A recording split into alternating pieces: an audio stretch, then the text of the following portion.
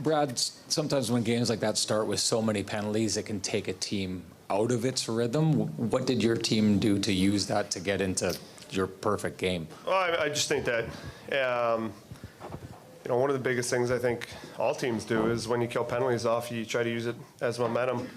But we get fired up, especially against their power play. They're obviously incredible and some of the most talented players up front and on the back end in the league. We definitely use that as momentum. Front right.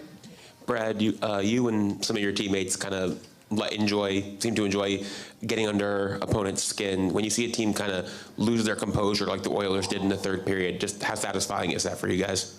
No, I just think emotions in all of these games are extremely high.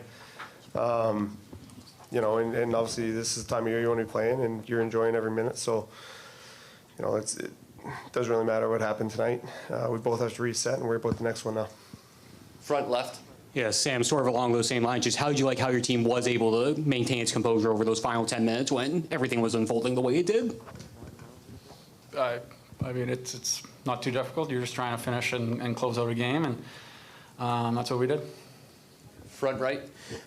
Brad, have you played on a team with this much offensive depth? And this is 8 times in the last 11. You guys have scored 5 or more now. I mean, obviously we're a very deep team. And not just deep offensively, but a lot of guys that play a 200-foot game, and a lot of great leaders on this group as well. So, yeah, obviously, I think that's one of our strengths is the depth of the group. From the front end to the back end to the goaltending, and it's the way that they have orchestrated this group and the lineup to play a certain way. So, we've got to give a lot of credit to management. Front right.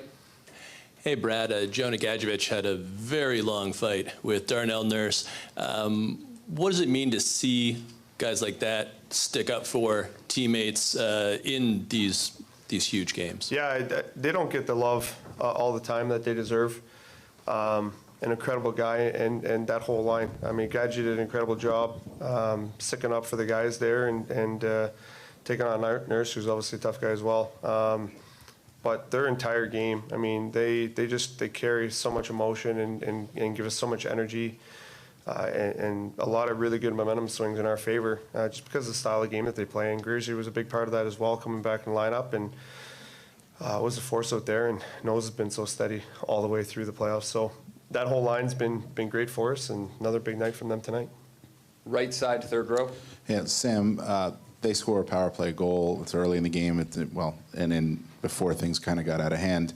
And then just a little while later, you come back with that goal. I wonder if you could take me through the play. Barkov made what you saw, put in the puck in for you, too, because it had been a while since you had scored a goal. What did that feel like as well?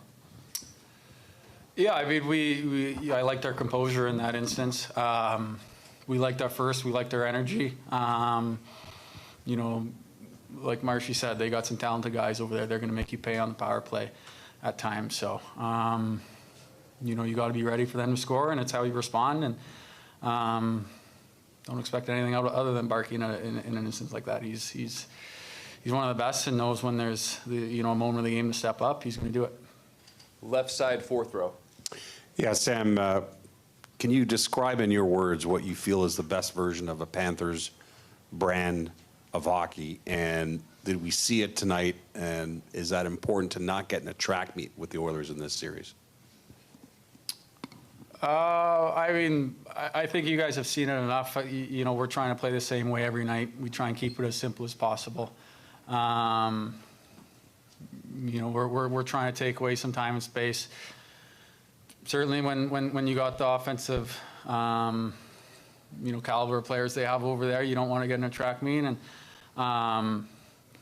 nothing's going to be perfect in the way we play. We're going to have some breakdowns. And, it's this time of year you need some world-class goaltending, and that's what we get consistently. So, he helps us play that, have confidence playing that, tight gap game.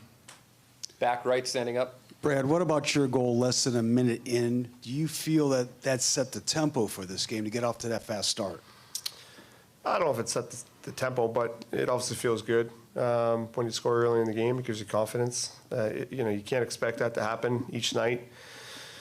But, you know, especially with the way that the series has gone so far, one goal doesn't mean a whole lot. You know, especially with that group, how talented they are. I know you don't expect to keep them off the board, right? So it's just a play in a game, and you look to build off it and move forward. Yeah, it's definitely nice when you capitalize early, but I think the biggest thing with our group is we just try to carry that momentum shift to shift and try to build from the shift before us, which we've been pretty good at. Take a couple more for the guys front left. Sam, you've played with Carter Verhaeghe for a couple years now. What makes him so different in the playoffs? I mean, he kind of struggled a little bit this year to score, but as soon as the playoffs started, it's, you know, Carter Verhaeghe time again. I think we've said it so many times. No one cares when we're struggling. We've got enough depth to rely on. You know, that allows guys to kind of find their game. You know, we knew as soon as playoffs came, he was going to elevate his game and he was going to be ready. That's the type of player he is. He's got so much speed. He's got one of the best releases in the game. And it seems the tighter everyone gets on the ice, and you know, there's some moments when guys get nervous, and it seems like he's just, you know, his heart rate might be 60 out there, and he's just skating around, going about his business and doing his thing. And it's not like he plays a late game too. So he's consistently, you know, ready for playoff hockey, and that's what brings out the best in him.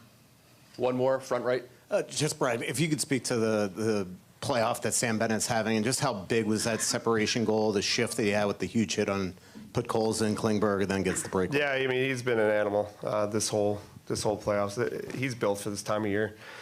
Just how competitive he is and how intense. Obviously, you see the physicality piece. You know, that shift was a perfect example of his game. You know, he blows two guys up and then somehow leads the rush after that and scores a beautiful goal.